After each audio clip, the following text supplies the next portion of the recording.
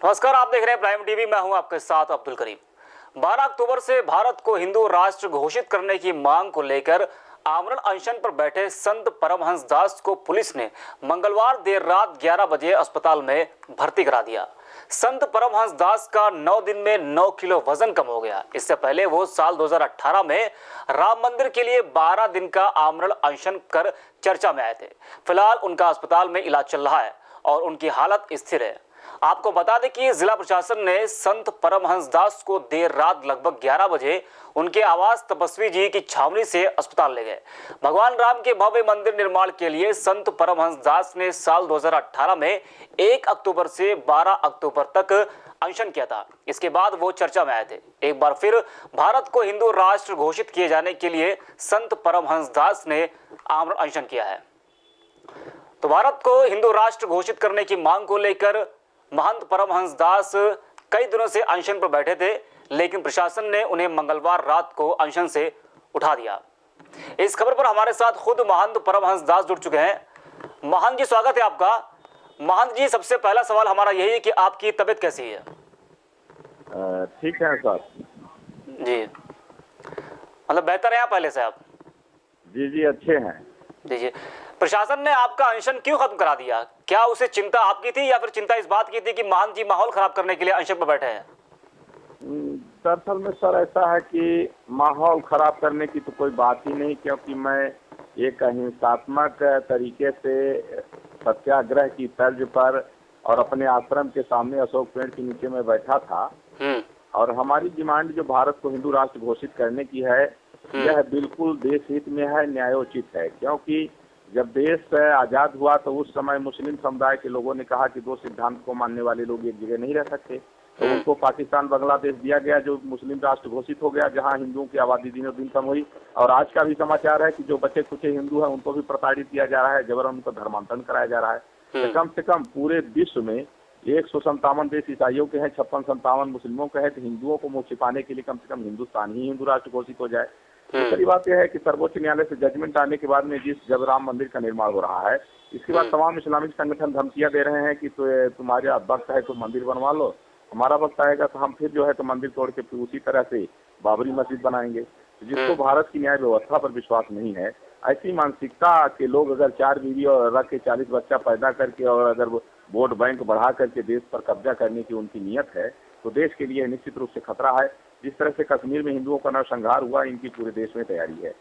अभी जिस तरह से सरकार से पैसा लेकर के मदरसों में जो है आतंकवाद की ट्रेनिंग दी जा रही है, और कश्मीर में जो है तो 13 आतंकवादी पकड़े गए जो मदरसों से आतंकवाद की ट्रेनिंग किए थे।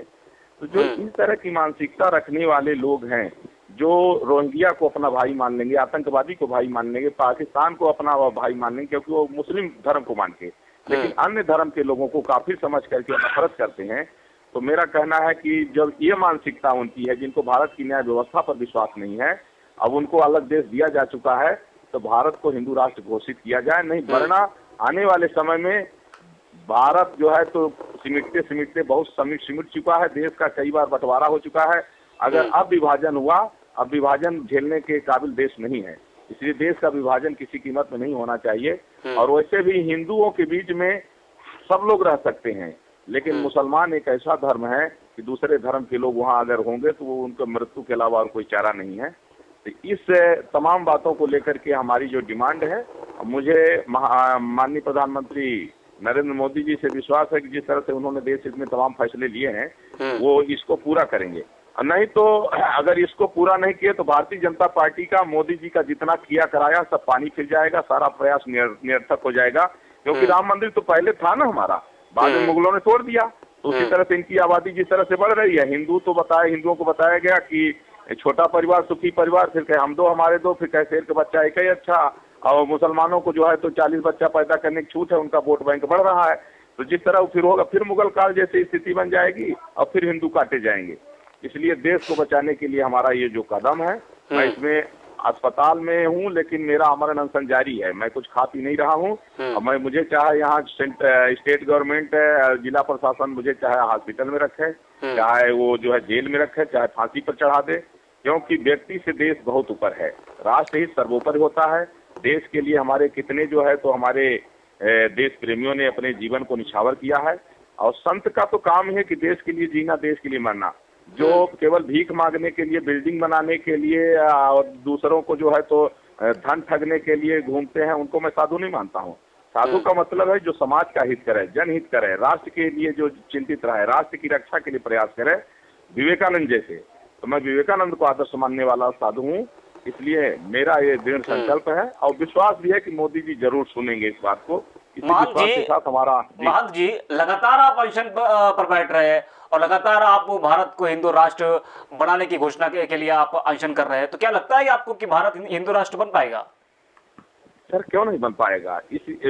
अगर हिंदू राष्ट्र नहीं बन पाएगा तो न भारत का नाम रहेगा, न हिंदुस्तान का अस्तित्व रहेगा, न भारतीय संस्कृति रहेगी।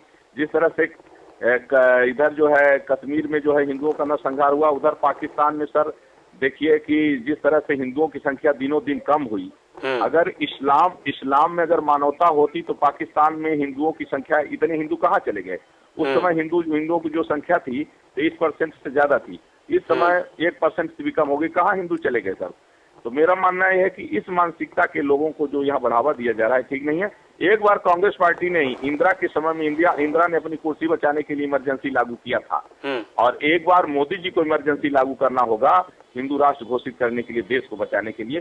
कोई बात नहीं, कहीं कोई चूचा नहीं होगा। लेकिन यहाँ पर आपको रोकना चाहेंगे। मोदी जी तो कहते हैं कि सबका साथ सबका विकास, सबका साथ सबका विकास, लेकिन जो संविधान से जो एंटी नेशनल सोच रखने वाले हैं उनका विकास बर्दाश्त नहीं होगा। जो ये कहते हैं कि राम मंदिर तो जो है तो संवैधानिक दायरा में बन रहा है ना। जब सर्वोच्च न्यायालय ने जजमेंट दे दिया तो फिर कौन होते हैं लोग ये कहने वाले कि हमारा समय आएगा तो फिर तोड़ देंगे? ऐसी मानसिकता को रोकने के लिए कदम जो है बिल्कुल बेहद अनिवार्य है, इसके बिना देश को नहीं बचे। एक और सवाल है, आपकी शिष्य है अर्चना सिंह, उनका कहना है कि आपका मोबाइल छीन लिया गया और आपके साथ जबरदस्ती की गई। हाँ बिल्कुल वो सही है जो कहा, क्योंकि हमारे पास में जिलाधिकारी को कम से कम पहुंचना चाहिए, कप्तान को पहुंचना चाहिए, नहीं पहुंचे। कोई जो है हमने डिमांड किया था कि कम से कम अगर प्रधानमंत्री गृह मंत्री न आ सकें तो कोई केंद्रीय मंत्री ही आ करके, हम कहते हैं ये तो कह सकते हैं कि आपकी बात को हम आगे रख रहे हैं, विचार कर रहे हैं।